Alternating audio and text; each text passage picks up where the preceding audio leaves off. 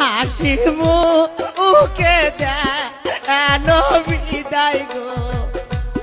আমাদের যাইব পরের দেশে হাসি মুখে দেন বিদায় গো আমাদের যাইব পরের দেশে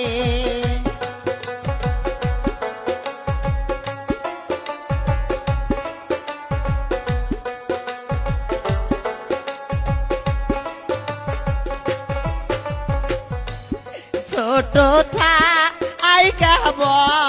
অর করিলেন গো আমাজান দুধ কহলা খাওয়াইয়া ছোট থাই গাব অর করিলেন গো